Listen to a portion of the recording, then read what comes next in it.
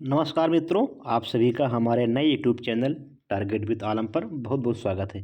इस वीडियो में हम इलाहाबाद उच्च न्यायालय द्वारा आयोजित सिविल कोर्ट की जो परीक्षा आपको होने वाली है कुछ ही दिनों में, उसके लिए टेस्ट सीरीज को सॉल्व करेंगे। जो यूथ कंपटीशन की प्रैक्टिस सेट है, उसका टेस्ट प्रैक्टिस सेट नंबर 5 हम सॉल्व करेंगे। जिन लोगों के पास यह पुस्तक या टेस्ट सीरीज प्रैक्टिस सेट है, वो लोग अगर सॉल्व कर लिए हों, दोबारा फिर से इसको सॉल्व करें, क्योंकि क्वेश्चन आदमी सॉल्व करता है फिर भूल भी जाता है। तो अगर आप सॉल्व कर लिए हैं तो फिर से आप इसको सॉल्व कर लेंगे तो आपको एकदम कंठस्थ हो जाएंगे, सारे प्रश्न आपको याद हो जाएंगे। अगर एग्ज़ाम में ऐसे प्रश्न आपको आते हैं या हूबहू प्रश्न आते हैं तो आपसे गलत नहीं होंगे। और जिनके पास यह प्रैक्टिस सेट नहीं है, हम आपको यूट्यूब के माध्यम से सॉल्व करा रहे हैं। आप लोग टेस्ट सीरीज को सॉल्व करिए, जिसमें 25 प्रश्न हिंदी के होंगे और 25 प्रश्न जीएस, यानी टोटल 50 प्रश्न होंगे। 15 से 20 मिनट के वीडियो में आपको 50 प्रश्न सॉल्व कर दिया जाएंगे। ठीक है, तो आइए देखते हैं पहला प्रश्न।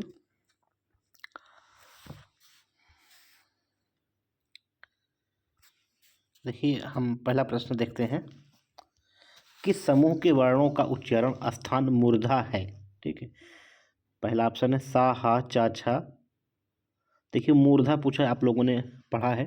ज़्यादा समय नहीं लेते आप लोग, वीडियो को स्किप करके रोक के आप अपना आंसर अपने मन में या आप लिख के बता सकते हैं कौन सा सही है। ठीक है, तो इसमें हम देखते हैं उच्चारण स्थान मूर्धा है, तो मूर्धा जो है आपका ये ऑप्शन नंबर बी होगा। मूलधन सा, री, टा, ठा, ये आपके मूर्धा में आते हैं। और ये जो आपका सा, जा, चा, झा है, ये आपका जो है तालु में आता है। और सा, ता, था, दा, ये आपका दंत उच्चारण स्थान है। और आ, का, खा, गा, ये आपका जो है कंठ उच्चारण स्थान आता है। अगला है सही वर्तनी वाला शब्द कौन सा है? अभिव्यंजनावाद, अभिव्यंजना, अभिव्यंजनावाद। इसमें हम सही देखते हैं तो ये हो जाएगा आपका ऑप्शन नंबर बी। ठीक है, हम आपको आंसर बताएंगे ताकि आप भी बोर ना हो, जल्दी से 50+ साल हो जाएं। और अगला है वर्तनी की दृष्टि से अशुद्ध वाक्य। देखिए, बहुत ही महत्वपूर्ण प्रश्न है, ये प्रश्न कई बार पूछा है। नरक, नर्क, नक्र, नर्क, इसमें वर्तनी कौन सी शुद्ध है? तो इसमें आपका वर्तनी शुद्ध है नरक। ठीक है, साफ साफ इसमें शुद्ध रूप से नरक वर्तनी आपकी सही है।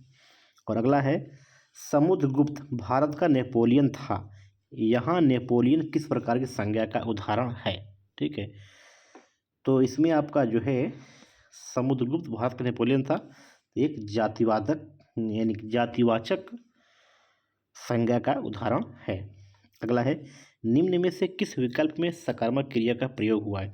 देखिए, सकर्मक क्रिया वो होता है जो कार्य किया जाता है किसी के द्वारा, या जो कार्य किया जाता है उसे सकर्मक क्रिया कहा जाता है।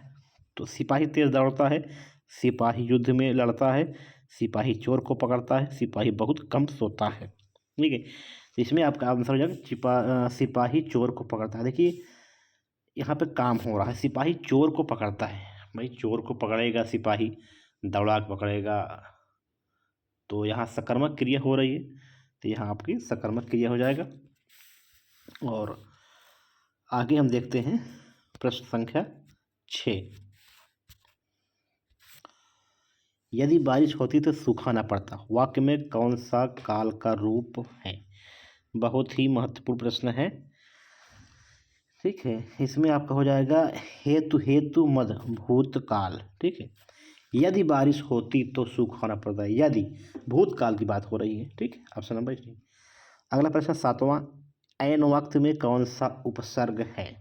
ठीक है, तो ऐन उपसर्ग, उपसर्ग उसे कहते हैं जो किसी शब्द के पहले यानी शुरुआत में होता है, और प्रत्यय जो शब्द के आखिरी हिस्से में होता है। तो ऐन आपका उपसर्ग हो जाएगा ऐन वक्त का। अगला है अनय शब्द का विपरीतार्थक शब्द है अनय, अनय का आपका हो जाएगा नय। नय का अनय, ठीक है। अगला है आपका उदात्त का विलोम शब्द है। उदात्त का विलोम शब्द आपका हो जाएगा अनुदात्त। देखिए सारे प्रश्न महत्वपूर्ण हैं। आपको प्रश्न आ रहे हैं तो अच्छी बात है, नहीं आ रहे हैं तो आप वीडियो को रोक के लिख के नोट करते चलें, क्योंकि प्रैक्टिस शीट एक ऐसी चीज़ है जो आपको सॉल्व करने से आपको नए नए क्वेश्चन मिलते हैं, और वहीं से एग्जाम में या तो हूबहू या तो आप घुमा के कहीं ना कहीं से प्रश्न आपको मिलते हैं, ठीक है। अगला है इनमें से अरण्य शब्द का पर्यायवाची शब्द है सस्य, कुलीन, कांतार, अभारी, ठीक है। तो इसमें आपका कांतार जो है अरण्य का है। कांतार आप लोग सब जानते हैं, ये इसका पर्यायवाची होता है जंगल का। वन, कानन, विपिन, विहड़, विटप, अख इत्यादि ये सब आपके जो है जंगल, कांतार, अरण्य के पर्यायवाची शब्द हैं। अगला है 11वां प्रश्न, निम्नलिखित में से एक विष्णु का पर्यायवाची शब्द नहीं है। देखिए प्रश्न में नहीं शब्द को आपको ध्यान देना है, क्योंकि ऐसे प्रश्न आपको फंसाते हैं, जल्दी में आप लोग गलत कर जाते हैं। तो पहला ऑप्शन है कमलेश, कमलाकांत, कमलापति, कमलासन, ठीक है। तो इसमें आपका हो जाएगा कमलासन आपका विष्णु का पर्यायवाची नहीं है, बाकी सभी आपके विष्णु के पर्यायवाची हैं, ठीक है। क्वेश्चन नंबर हम देखते हैं 12, निम्नलिखित में से एक विष्णु का पर्यायवाची शब्द नहीं है, इसको हम देख लिए हैं। और अगला है इनमें से ईर्ष्या का पर्यायवाची कौन सा होगा। आह, प्रतिस्पर्धा, डाह, स्पर्धा। तो देखिए डाह देख कर ही लग रहा है कि ये ईर्ष्या कर रहा है, डाह, ठीक है। तो आप ये डाह का पर्यायवाची हो जाएगा ईर्ष्या। और अगला है प्रसाद, प्रसाद युग्म का सही अर्थ निम्नलिखित में से कौन सा है। कृपा, पूजा की सामग्री, फल, कृपा, महल, महानता, कृपा, महल, ठीक है। तो इसमें आपका सही हो जाएगा कृपया। एक प्रसाद का मतलब होता है कृपया, दूसरे प्रासाद का मतलब होता है महल, ठीक है। तो ये आपका 13 प्रश्न कंप्लीट। और आगे हम देखते हैं जो देखने योग्य ना हो वाक्यांश के उचित शब्द बताइए, ठीक है। जो देखने योग्य ना हो उसके लिए तो इसमें आपका हो जाएगा आदर्शनी, ऑप्शन नंबर सी। और अगला है आपका धन से संबंध रखने वाला वाक्यांश के लिए एक शब्द क्या हो जाएगा, इसमें आपका हो जाएगा आर्थिक। और अगला है मातृणाम का शुद्ध संधि विच्छेद है, ऑप्शन नंबर बी, मातधन राम। और अगला है आपका देखिए बहुत ही महत्वपूर्ण प्रश्न ये वाला है, सद्धर्म का संधि विच्छेद है। आप लोग वीडियो को रोक के आप बता सकते हैं क्या होगा। तो सतधन धर्म। अगला है बखूबी में कौन सा समास है, बहुत ही महत्वपूर्ण ये भी प्रश्न है आपका। बखूबी में आपका जो है अव्ययी भाव समास होता है। और घुड़दौड़ शब्द किन दो पदों को योग से बना है। घोड़ा दौड़, घुड़दौड़, घोड़दौड़ और इनमें से कोई नहीं। तो ये आपका हो जाएगा ऑप्शन नंबर एक, घोड़ा दौड़। वांग के रसांतक काव्य कहने वाले आचार्य हैं ये आपके विश्वनाथ, ठीक है। और अगला है सूर सूर तुलसी शशि उडयन केशव दास और कवि खदोत सम जह जह तस प्रकाश। इन पंक्तियों में से किस अलंकार का प्रयोग हुआ है। अनुप्रास, यमक, उत्प्रेक्षा, विरोधाभास। तो इसमें आपका सही हो जाएगा यमक अलंकार। चिराग गुल पगड़ी गायब मुहावरे का अर्थ होगा मौका मिलते ही धन को उठा लेना, ठीक है। ये आपके प्रश्न कंप्लीट होते हैं हिंदी के। 3 प्रश्न आपके पैसेज के हैं, इसको हम सॉल्व कराएंगे। अगर आप कहेंगे तो हम आपको इसकी पीडीएफ दे देंगे, आप सॉल्व कर लेंगे, ठीक है। देखिए अब हम प्रश्न सॉल्व करते हैं जीएस के। पहला प्रश्न आपका जीएस का है, गौतम बुद्ध ने धर्म चक्र परिवर्तन के रूप में अपना पहला धर्मोपदेश दिया था। ठीक है, तो पहला ऑप्शन है सारनाथ, बोधगया, लुम्बिनी, सांची। ठीक है, गौतम बुद्ध ने धर्म चक्र प्रवर्तन का पहला अपना धर्म यानी कि उपदेश दिया था, इन्होंने सारनाथ में दिया था, जो कि वाराणसी में स्थित है। ठीक है, और गौतम बुद्ध ने अपना पहला उपदेश जो है 5 ब्राह्मण भिक्षुओं को दिया था। ठीक है, और अगला है आपका मुगल शासक बहादुर शाह जफर 1857 के प्रथम स्वतंत्रता आंदोलन के बाद मुगल शासक बहादुर शाह जफर को निर्वासन के लिए कहाँ भेजा गया था? बहुत ही महत्वपूर्ण प्रश्न ये है। इन्हें रंगून भेजा गया था, जो कि रंगून आपका स्थित म्यांमार बर्मा देश में है। कोई शायर भी है, किसी ने बोला था कि 2 गज जमी भी न मिली है बहादुर, जो रंगून ऐसे कुछ था, याद नहीं आ रहा है। और अगला है आपका दांडी मार्च के साथ सविनय अवज्ञा आंदोलन का प्रारंभ कब किया गया था? बहुत ही महत्वपूर्ण ये प्रश्न है आपका। तो देखिए 12 मार्च 1930 से 6 अप्रैल 1930 में शुरू किया गया था सविनय अवज्ञा आंदोलन। ठीक है, ऑप्शन नंबर बी। किस वर्ष भारतीय सैन्य दलों ने पुर्तगालियों से गोवा, दमन और दीव को विमुक्त किया था? 1961 में।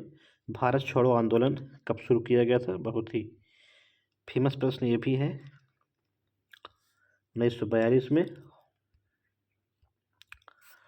और अगला है क्वेश्चन नंबर आगे, निम्नलिखित में से कौन सा खनिज भू प्रॉपर्टी में प्रचुरता मात्रा में पाया जाता है?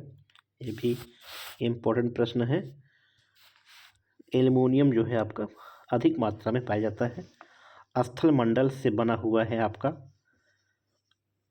तो प्रॉपर्टी और सर्वोच्च ठोस mantle crust and upper most solid mental. और अगला प्रश्न है आपका, निम्नलिखित में से प्रदूषण का द्वितीयक महत्वपूर्ण कारक है? धूम कोहरा, carbon dioxide, carbon monoxide, nitrogen के ऑक्साइड। तो इसमें आपका आंसर हो जाएगा धूम कोहरा। और अगला प्रश्न है, पर्यावरण परितंत्रीय अनुकरण का विचार पहली बार किसने दिया था? तो इसमें आपका आंसर हो जाएगा बी, फ्रेडरिक क्लेमेंटस। और अगला प्रश्न है, उष्णकटिबंधीय वर्षावन में नहीं पाया जाता है? रूस, अमेरिका, दक्षिण अमेरिका, दक्षिण पूर्व एशिया और भारत। तो इसमें आपका जो है रूस उष्णकटिबंधीय क्षेत्र में नहीं पाया जाता है। और अगला प्रश्न है, इस संविधान को संबंधित क्वेश्चन है, भारत के संविधान के 10वीं अनुसूची किससे संबंधित है? बहुत ही महत्वपूर्ण यही प्रश्न है। 10वीं अनुसूची जो है आपका दल परिवर्तन के आधार पर निर्भरता से, तो ये है 52वां संविधान संशोधन के तहत दल बदल को जोड़ा गया था। और अगला है, किसी भी एक सदन का सदस्य नहीं है को, प्रश्न आगे से देखते हैं, एक व्यक्ति जो दोनों सदनों में से किसी एक सदन का सदस्य नहीं है को केंद्र में मंत्रिपरिषद के सदस्य के रूप में इनमें से कितनी अवधि तक के लिए नियुक्त नहीं किया जा सकता है? ठीक है, तो इसमें आपका देखिए 6 माह तक तो आप नियुक्त कर सकते हैं। कोई भी मंत्री हो, यहाँ तक कि प्रधानमंत्री भी, अगर वो अपने चुनाव को हार जाते हैं जहाँ से वो लड़ते हैं या नहीं लड़े हैं कुछ भी, तो वो मंत्री बना दिए, क्योंकि भारत का संविधान ठोस भी है पर लचीला भी है। ऐसा बनाया ही गया है कि कोई चुनाव अगर लड़ता है, जैसे आप लोग जानते होंगे अपने उत्तर प्रदेश के डिप्टी सीएम केशव प्रसाद मौर्य जी विधानसभा चुनाव 2022 का हार गए थे, लेकिन फिर भी उन्हें डिप्टी सीएम बनाया गया है। हाँ, लेकिन उन्हें 6 महीने के अंदर आपको यानी कि दूसरे सदन विधान परिषद का सदस्य बनाया गया। अगर वो सदस्य ना बन पाते विधान परिषद के तो उनकी जो ये मंत्रिपरिषद मंत्री थे उनको त्याग पर देना पड़ता है, जो कि नियम है। ठीक है, अगला प्रश्न है, इनमें से किसने भारत का राष्ट्रपति बनने से पूर्व भारत के उपराष्ट्रपति के पद पर कार्य नहीं किया था? तो ऑप्शन नंबर आपका हो जाएगा नीलम संजीव रेड्डी। अगला है, सलाइवा धारण करता है आपका इमाइलेस ने। ठीक है, और अगला प्रश्न है, बेकिंग सोडा का रासायनिक नाम यानी रासायनिक सूत्र क्या है? बेकिंग सोडा का तो सोडियम बाइकार्बोनेट NaHCO3। अगला है, सीलबंद बैग में भंडारण के दौरान आलू के चिप्स के ऑक्सीकरण को रोकने के लिए चिप्स निर्माता की पैकेट की सील करते हैं। Oxygen, nitrogen, hydrogen, carbon dioxide. देखिए, जब हम लोग चिप्स खाते हैं या कुछ चीज़ खाते हैं जो पैकेट में बंद रहती है तो बड़ा फूला रहता है। अगर आप दांत से थोड़ा सा काट दीजिए तो उसमें से गैस निकल जाती है। तो वही पूछना है कि कौन सी गैस उसमें रहती है, तो नाइट्रोजन गैस। ठीक है, बहुत ही महत्वपूर्ण प्रश्न पूछा गया है, इम्पोर्टेंट प्रश्न है ये। और अगला है आपका कि भारत के राष्ट्रीय स्तर पर सर्वोच्च संगठन विपणन सहकारी क्षेत्रों में कौन सा है? FCI, NAFED, cooperative national agriculture. तो इसमें आपका हो जाएगा नाफेड, ऑप्शन नंबर बी। अगला है, ओलेरी कल्चर शब्द का उल्लेख क्या है? फलों की खेती, तिलहन की खेती, नकदी फसलों की खेती, सब्जियों की खेती। तो आपकी ये सब्जियों की खेती ओलेरी कल्चर शब्द का उल्लेख किया गया है। अगला है, एक प्रश्न कंप्यूटर का भी दिया गया है, 2 प्रश्न। निम्नलिखित में से CD-ROM का एक सही पूर्ण रूप क्या है? फुल फॉर्म पूछा है, तो compact disk read only memory इसका फुल फॉर्म है। आगे है, एक कंप्यूटर में कोई संचिका या फोल्डर ढूंढने के लिए किस शॉर्टकट कुंजी का प्रयोग किया जाता है? तो F3 का। और अगला है, 5 प्रश्न आपके और बचे हुए हैं। अगला प्रश्न है, निम्नलिखित में से उत्तर प्रदेश की अनुसूचित जनजाति नहीं है, देखिए ध्यान दीजिएगा, नहीं है। गौंड, थारू, भील, तंगखुल। ठीक है, तो ये तंगखुल जनजाति जो है आपकी ये यूपी की नहीं है, बाकी गोंड, थारू, भील ये जनजाति है। ये जो तंगखुल जनजाति है ये आपकी मणिपुर राज्य में पाई जाती है। और अगला है, उत्तर प्रदेश यानी कि 2011 की जनगणना के तहत उत्तर प्रदेश का कुल लिंग अनुपात है 908, 912, 953, 899। देखिए, ये उत्तर प्रदेश की बात हो रही है, तो 912 लिंगानुपात यानी कि 1000 पुरुष पे 912 महिलाएं हैं। यानी कि मान लीजिए आप लगभग 88 महिलाएं कम हैं पुरुष पर। ठीक है, यूपी बात हो रही। अगर हम पूरे भारत की बात करते हैं तो 1000 पुरुष पर 943 महिलाएं हैं। फिर भी महिलाओं की संख्या कम है, इसीलिए महिलाओं को जोर दिया जाता है, उनको सुविधाएं दी जाती हैं, वो तो पढ़े लिखें आगे आएँ। ठीक है, तो ये हो गया। और आपका अगला प्रश्न है, देखिए करंट अफेयर्स के भी प्रश्न हैं। 26 मई 2024 को पश्चिम बंगाल और बांग्लादेश के तटीय क्षेत्रों में तबाही मचाने वाले तूफान रेमल को यह नाम किस देश द्वारा दिया गया है? तो यह जो है आपका ओमान एक देश है, उसके द्वारा रेमल तूफान का नाम दिया गया है। आगे है, मई 2024 में ONDC स्टार्टअप महोत्सव का आयोजन किस राज्य में किया गया है? तो ये आपका जो है नई दिल्ली। और अगला है, मई 2024 में असम के गुवाहाटी में आपराधिक न्याय प्रणाली शासन में भारत का प्रगतिशील पथ का आयोजन किस मंत्रालय द्वारा किया गया? केंद्रीय विधि एवं न्याय मंत्रालय, होम मिनिस्ट्री और मिनिस्ट्री ऑफ सिविल एविएशन। ठीक है, तो ये आपका दिया गया है ऑप्शन नंबर ए केंद्रीय विधि एवं न्याय मंत्रालय। ठीक है, तो ये आपके 50 प्रश्न कंप्लीट होते हैं हिंदी जीएस के। तो आप लोग कमेंट करके बताएं कितने प्रश्न आपके इसमें सही हुए हैं। ठीक है, और हम आपको डेली टेस्ट सीरीज अपनी टेस्ट सीरीज या मार्केट में जितनी टेस्ट सीरीजें हैं सबको हम आपको एग्ज़ाम तक यूट्यूब चैनल पर सॉल्व कराएंगे। तो आप लोग सॉल्व करें, कमेंट करके बताएं कि आपके प्रश्न कितने सही हुए हैं। और एक बात रिक्वेस्ट है कि आप लोग चैनल को सब्सक्राइब कर लें, शेयर कर लें। ठीक है, मात्र 20 मिनट में 50 प्रश्न सॉल्व करा दिया गया है। आप लोग ध्यान से इसको सॉल्व करें। ठीक है, धन्यवाद।